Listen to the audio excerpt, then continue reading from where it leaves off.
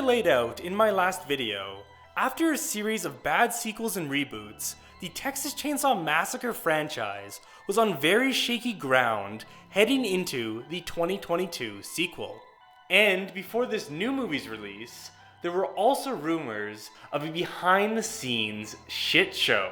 Just 1 week into filming Texas Chainsaw Massacre, it was reported by Deadline the studio was so unhappy with the initial footage that was filmed, they fired the film's original directors and brought in a new director to completely redo the movie and hopefully salvage it. This second attempt was finished and later was shown to audiences at test screenings where reportedly audience reactions were very, very negative.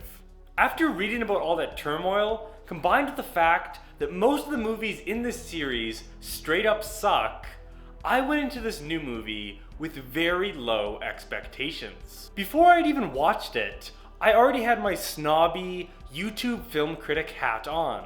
I was fully expecting, in this very review, to just totally shit on the movie. I'd already planned out my clickbaity, Texas Chainsaw Massacre sucks ass thumbnail. But after watching it, as much as I'm surprised to say it, I actually really enjoyed the new Texas Chainsaw Massacre. Like, a lot. Way more than I expected to. The Texas Chainsaw Massacre picks up nearly 50 years after the events of the original as Leatherface returns to terrorize a group of young influencers who accidentally disrupt his carefully shielded world in a remote Texas town. One of the main reasons I was skeptical was due to that influencer premise. This specific aspect was as bad as I expected. Two of the main characters were completely fucking obnoxious. All the commentary on gun violence and social media obsession and generational divide and the left versus the right and cancel culture was so on the nose, I found myself rolling my eyes at least half a dozen times. At one point, rather than run from a chainsaw-wielding man wearing a skinned human face, characters instead hold up their smartphones to record Leatherface for their Instagram stories, and one guy even says, "Hey, don't do anything or you'll get cancelled, bro." All of that, yes, was incredibly dumb, but once you get past the initial influencer premise and a few annoying moments, I thought the rest of the story worked quite well. The four friends travel to a small ghost town where they plan to fix up and sell the town's buildings to a group of new online buyers. I thought a ghost town was a great setting for a slasher. It's unique, it looks quite creepy, and it makes for a highly isolated location with no police and no cell service. Most of the characters in this, like any other slasher, are just highly unlikable caricatures who solely exist to make bad choices and later be added to the movie's death count. Though, I did like the main character Lila, played by 8th grade's Elsie Fisher. She was the only normal, rational, non-self-obsessed member of the group. Her backstory of surviving a school shooting was something I haven't seen before and made for a very satisfying character arc once she had to fight off Leatherface. Also, while I initially hated her sister Mel, as the movie progressed and Mel got her comeuppance and fought her way through multiple Leatherface encounters, I came around and really started to root for her character. Another major plus was the film's cinematography. There were a lot of awesome money shots of Leatherface, as well as beautiful landscape shots and great shots of the town as the rain fell down. The direction was also quite strong.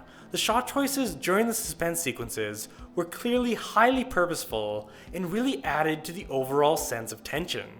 The first sequence that we see in the trailer with the van was especially well done. It's well paced, it has a lot of patience, and it really draws out its big scare.